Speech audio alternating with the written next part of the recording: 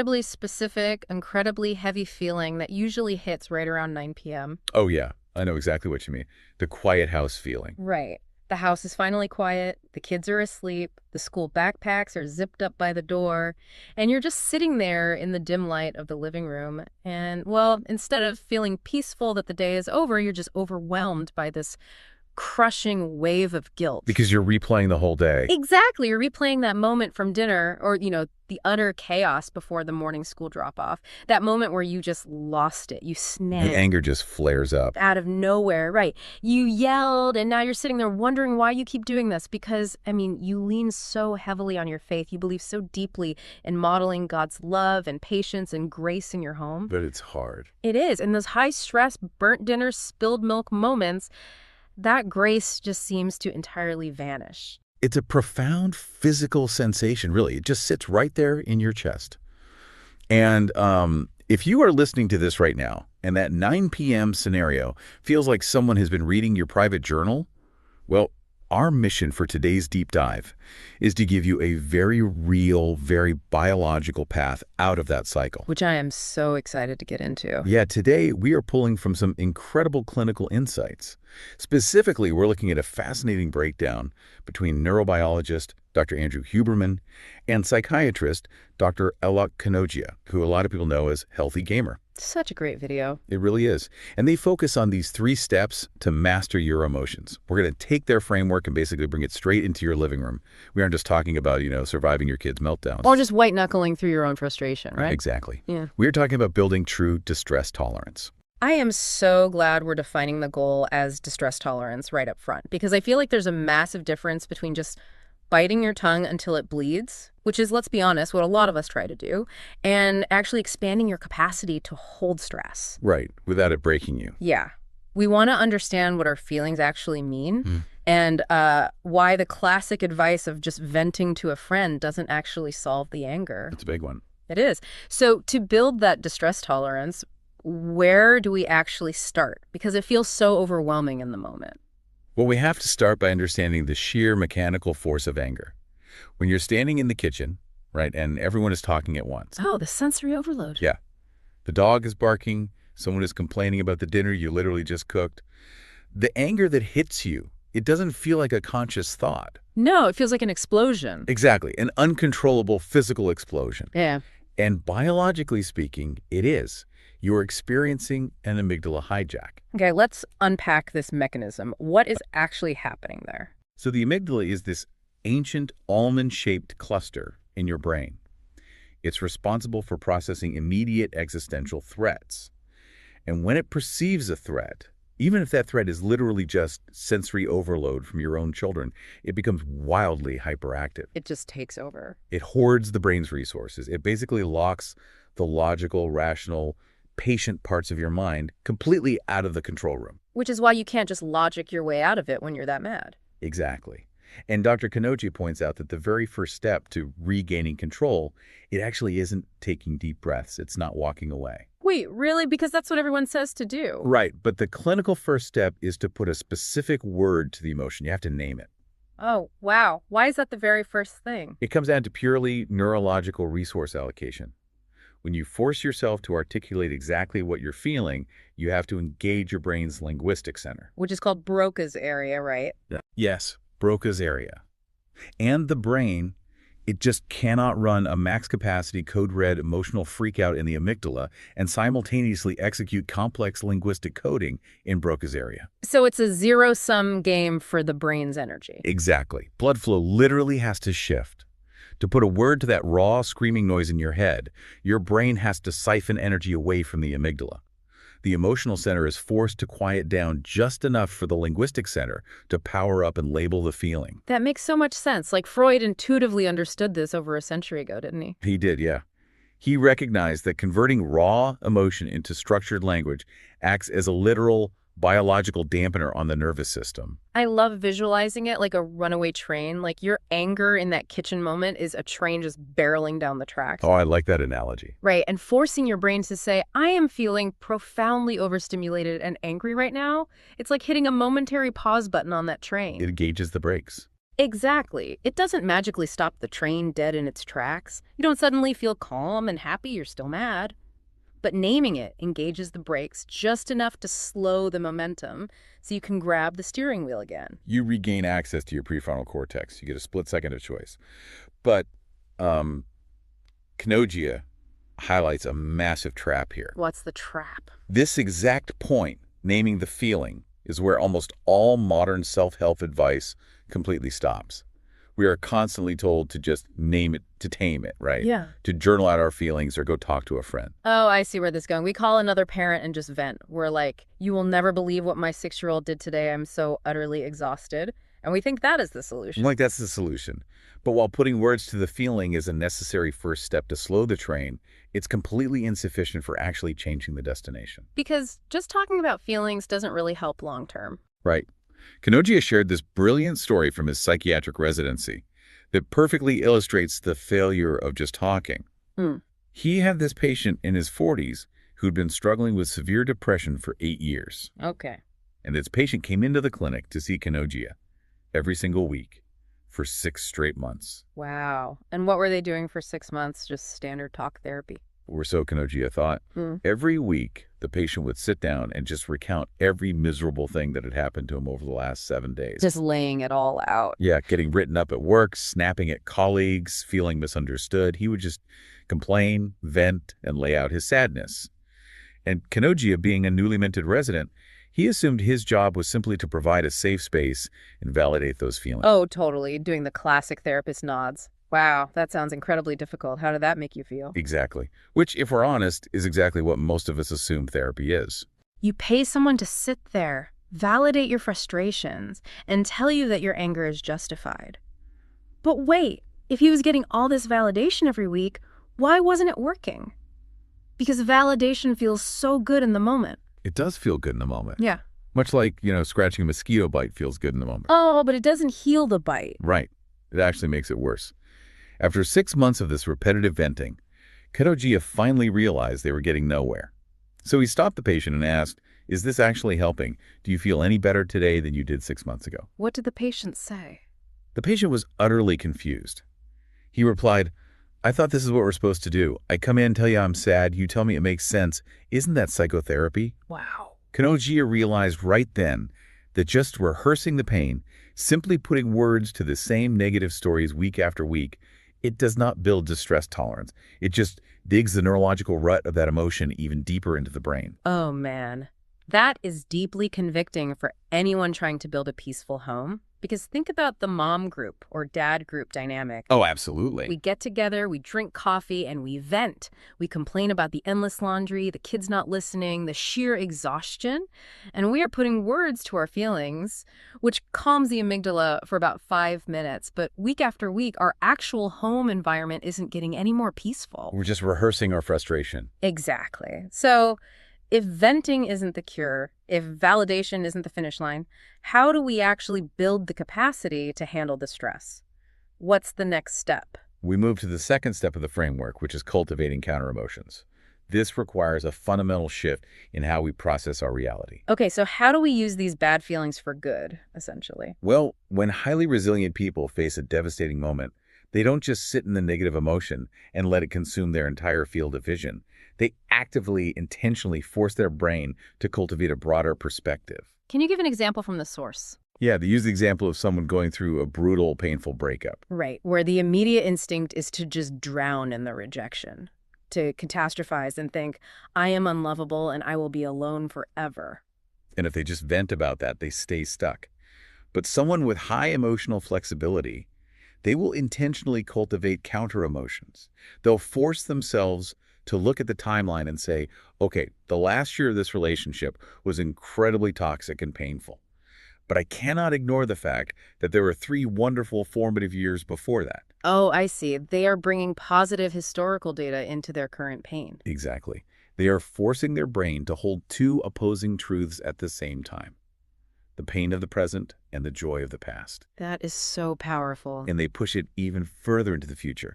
They look at that toxic final year and realize Enduring that terrible treatment has actually given me the exact wisdom I need to spot those red flags, protecting me from a much worse marriage a decade from now. So they're actively cultivating gratitude for the lesson, right alongside their grief. Yes, they broaden the time domain to include the past, the present, and the future. They aren't suppressing the sadness. They are just refusing to let it be the only emotion in the room. I can entirely see how looking for that broader perspective helps when you're in the middle of a miserable situation. But I actually have to push back a little on this because the framework also applies this concept to positive emotions, right? It does, yes. And I find that confusing. If I'm feeling terrible, sure, I'll look for the positive, but what about when things are great? Like if I'm having a wonderfully peaceful Saturday afternoon with my kids, playing in the backyard, am I supposed to sit around cultivating anxiety? Why on earth would I want to ruin my own good mood? That raises such an important question. And it's the exact trap our modern pursuit of happiness sets for us. We assume all positive emotions should be maximized to infinity, and all negative emotions should be minimized to zero. Right. We just want to be happy. But Dr. Kanojia argues that blinding positive emotion is incredibly dangerous. He notes that he has seen more lives and relationships ruined by the pure, unadulterated high of falling in love than almost anything else. Wait, really? Falling in love? Yes, because the euphoria of infatuation is so blindingly strong that it shuts down rational judgment. People ignore massive character flaws or they blow up their existing marriages, all because the positive feeling is so overwhelming. Oh, wow. The positive emotion just deletes their distress tolerance and their cognitive flexibility. Exactly. Or imagine someone getting a thrilling idea to start a brand new AI tech company. They're on top of the world feeling invincible. Kanojia says that exact moment of invincibility is precisely when you need to actively invite a little bit of anxiety into the room. You have to force yourself to ask, what could go wrong? Right. In addiction psychiatry, they actually use a specific technique for this called playing the tape through. Playing the tape through. I love that phrasing. What does that mean exactly? Well, when an addict gets a sudden euphoric urge to use, that urge is entirely focused on the next 10 seconds, the immediate high. The therapy technique forces them to play the tape through to the very end. Oh, I see. What happens an hour from now? Exactly. What happens tomorrow morning when you wake up? What are all the negative, destructive things that will inevitably unfold if you follow this impulse? It forces the brain to see the whole picture. It maintains that cognitive flexibility, so the initial rush of joy doesn't dictate your entire reality. Precisely. Think about how incredibly practical playing the tape through is for parenting. Like, you save up and plan this big magical family vacation to a theme park. As you're packing the car, you're cultivating all this immense positive emotion. You have this idealized vision of laughing children and perfect photos. Yes, but if you don't play the tape through, you are setting yourself up for disaster. Because the second your 6-year-old has a massive meltdown at 2 p.m. because they're hot, they're tired, and the line for the ride is an hour long, your idealized reality just shatters. And you get instantly furious because your perfect vision was ruined. Exactly. The contrast between the expectation and the reality causes a massive emotional crash. But if you had cultivated a little bit of healthy realism beforehand, if you had played the tape through and told yourself, we are going to have a lot of fun, but it will be 90 degrees, they will absolutely get exhausted, and there will probably be tears by mid-afternoon, you maintain your emotional flexibility. Because you expected it. Right. When the meltdown happens, your brain says, yes, we expected this part of the tape. You don't snap. You respond with the grace you prepared for. You prepared your nervous system for the full reality of the situation, not just the highlight reel. And that psychological preparation is what allows us to tackle the third and perhaps most vital piece of this mastery framework. Uncoupling behavior from emotion. Yes. We have to fundamentally uncouple our internal emotions from our external behaviors. Are emotions and behaviors the same thing? No. This is so critical, especially given the cultural water we're swimming in right now. I mean, you cannot open social media without seeing someone preaching that the ultimate virtue in life is authentically feeling your feelings. Oh, absolutely. People constantly use phrases like, I'm just speaking my truth, as a blanket, unassailable excuse to act completely terribly to the people around them. Dr. Kanojia is remarkably blunt about this cultural phenomenon. He points out that speaking my truth and authenticity have largely been weaponized. Weaponized how? They've become convenient shields for people to be, frankly, absolute jerks to their families and coworkers, without having to take accountability for the damage they cause. And, as a parent who is striving to raise kids with the foundation of faith, trying to model the patience and unconditional love of God, that internet culture advice is an incredibly dangerous trap. It really is. Having an angry emotion does not, in any universe, justify an angry behavior. Feeling deeply frustrated that your kids aren't listening does not make it your authentic truth to scream at them. No, it doesn't. We cannot allow our raw, unprocessed emotions to be the final authority in how we treat the people we love the most. Emotion and behavior cannot be the same thing. So, to uncouple them, we have to look at what an emotion actually is from a biological and evolutionary standpoint. An emotion is never a command. You do not have to obey it. So, what are emotions actually meant to do then? An emotion is strictly two things. It is information and it is motivation. Information and motivation. Okay, let's break that down. Look at our evolutionary history. Imagine waking up in the middle of the night, thousands of years ago, in a forest. You step outside your shelter, and suddenly you are hit with a paralyzing wave of fear. Okay. Now, you haven't logically reasoned out why you're afraid yet. You haven't seen anything clearly. But your brain's subconscious sensory processing has picked up the sound of a twig snapping or the faint rustle of leaves. It instantly floods your body with fear. That fear is the information. It's a biological signal telling you something in the environment is wrong. Yes. And the motivation is the sudden surge of adrenaline telling your legs to turn around and sprint back into the shelter so you don't get eaten by a tiger. Wow. So the emotion worked perfectly to keep you alive. It worked perfectly for a physical world full of immediate lethal threats. But the problem we face today, and the reason we lose our tempers at 9 p.m., is evolutionary mismatch. Evolutionary mismatch. Yeah. We live in a wildly complex, modern, psychological world, but we're still operating with that ancient forest hardware. How does fear work in the modern world? Well, the tiger today is not an animal hiding in the bushes. Right. The tiger is sitting at the kitchen table trying to figure out how to pay the mortgage at the end of the month. Exactly. The tiger is a vague, looming dread about a performance review at work tomorrow. The tiger is the sheer compounding stress of getting 3 different kids to 3 different sports practices on time while dinner is literally burning on the stove. And your physiological response to the burnt dinner is exactly the same as the response to the forest tiger. Your heart rate skyrockets, your chest tightens, your breathing gets shallow. You are flooded with fight or flight energy. Yes. Oh. But the ancient motivation to physically fight or run away is completely useless when the threat is a toddler refusing to put on their shoes. Yeah, you cannot run away from your utility bill, and you absolutely cannot fight your toddler. Right. I love thinking of this as an evolutionary mismatch. It's like having a hypersensitive smoke detector in your house. Oh, that's a perfect way to look at it. A smoke detector doesn't have the logic to know whether the house is actually burning down or if you just left a tortilla on the stove for 30 seconds too long. It just screams at maximum volume either way. It detects smoke. Right. So when your kid drops the plate and shatters it, your amygdala screams like the house is on fire, but it's just a burnt tortilla. If you act on the motivation, if you let the fear or anger dictate your behavior, you end up taking a fire hose to your own kitchen over a dropped plate. That analogy perfectly captures why we have to uncouple the feeling from the action. Instead of acting on the motivation, we have to interrogate the information. How do we do that? When that wave of anxiety or anger hits, we usually ask ourselves terrible navel-gazing questions like, why am I so mad? Or what is wrong with me? Dr. Kanojia suggests we need to ask a much more mechanical question. What is this emotion trying to tell me? What is the specific information here?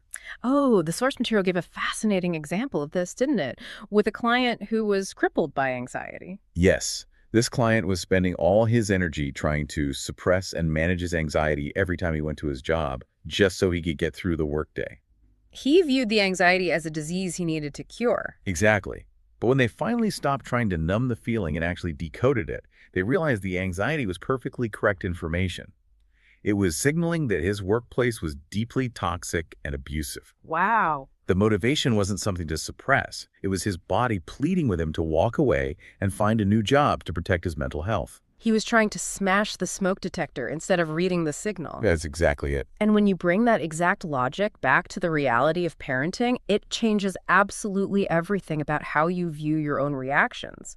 When you suddenly feel that rush of intense anger because the house is a mess and nobody is helping you, that anger is not a sign that you are a failing parent. No, not at all. It is not a sign that you lack faith. And it certainly isn't a license to yell at your family. It is just a very loud, very ancient messenger. It is giving you vital data. It might be saying, my boundaries are constantly being crossed and I am running entirely on empty. Yeah. The motivation might be signaling that you urgently need to sit down with your spouse and radically restructure the family's evening routine because the current system is just unsustainable. So by decoding the signal, you create space. Between the stimulus of the messy house and your response to your kids, you force a pause. You realize it's a burnt tortilla, not a house fire. And in that pause, that is where you find the capacity to act in alignment with your deepest values. That is where you find the grace. Distress tolerance isn't about perfectly suppressing your anger so you never feel it again. It's about understanding the mechanics of the emotion so well that it informs you rather than controls you. So if we synthesize this entire path to real emotional mastery, it truly rests on these three distinct steps. First, when the wave of overwhelm hits, force your brain to allocate resources away from the panic by putting specific words to the emotion. Name it to slow the train. Name it to slow the train. Got it. Second, build emotional flexibility by actively cultivating counter-emotions. Broaden the picture beyond the immediate pain, and always play the tape through to anticipate the realities of the good times too. Right. Maintaining that realistic perspective. And third, completely uncouple the feeling from your behavior. Treat your raw emotions as evolutionary signals, as hypersensitive smoke detectors providing information that need to be decoded, not blindly obeyed as your authentic truth. And, as you practice this framework in your own home, you have to extend that same grace to yourself. You are literally reprogramming ancient biological hardware here. You are going to make mistakes. Oh, absolutely. Everyone does. You will have nights where you forget the framework and you still snap over the spilled milk, but recognizing that even those mistakes are just new pieces of information helps you avoid spiraling into that 9 p.m. guilt. You're learning a completely new language for your nervous system. It takes time, but the reward is the peace, the patience, and the presence that you are working so hard to cultivate for the people you love. It reframes the entire narrative of that quiet house at the end of the day. You are no longer a victim of your own reactions. You're a student of them. So as we wrap up this deep dive today, I want to leave you with a final thought to mull over. Think about your own patterns at home. If your most frequent recurring negative emotion, whether it's that sudden flash of rage at the dinner table or that crushing wave of guilt late at night, is actually just a quiet messenger carrying vital information for your family's well-being, what is it desperately trying to tell you